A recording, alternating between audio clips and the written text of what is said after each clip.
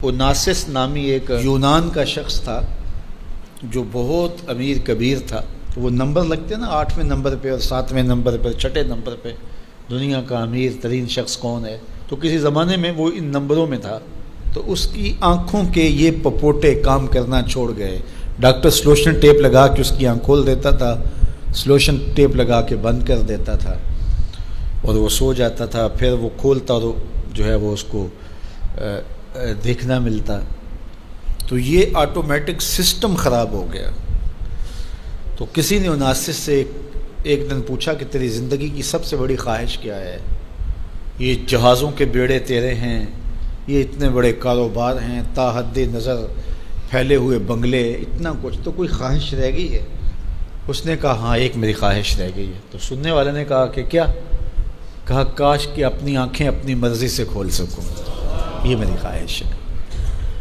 تو اس نے کہا کہ اگر اس کے لیے تجھے کوئی پیسے لگانے پڑے تو کتنے کو پیسے لگائے گا؟ کہا ساری دولت لگا دوں گا. کاش کہ اپنی آنکھیں تو اپنی مرضی سے کھول سکوں.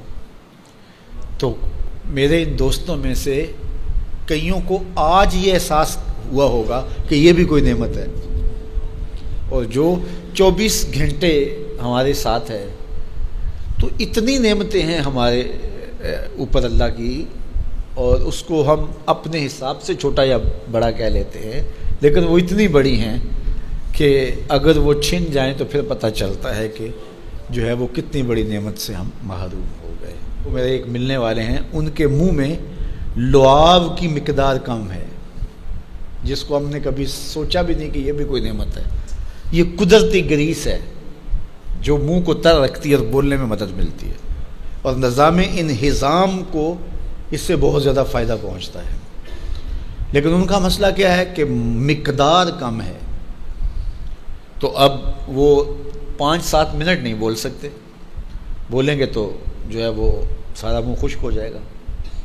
میاں مسئلہ کیا ہے؟ لعاب کم آتا ہے، لعاب کی مقدار تھوڑی ہے. تو کبھی اس کو بھی کسی نے نعمت سمجھا، لیکن یہ کتنی بڑی نعمت ہے.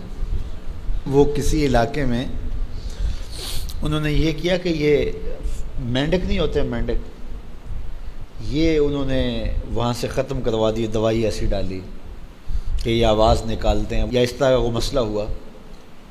تو اب کیا ہوا کہ چاول کی فصل پر ایسی سنڈیاں آ گئیں کہ جس کا کوئی علاج ہی نہیں تھا. تو یہ پانی کے اندر جو مینڈکیں ہوتی ہیں، یہ ان حشرات کو کھاتی ہیں جو فصل کے لیے نقصان دہ ہوتی ہیں. تو اب وہ مینڈکیں ڈھونڈتے پھرتے ہیں.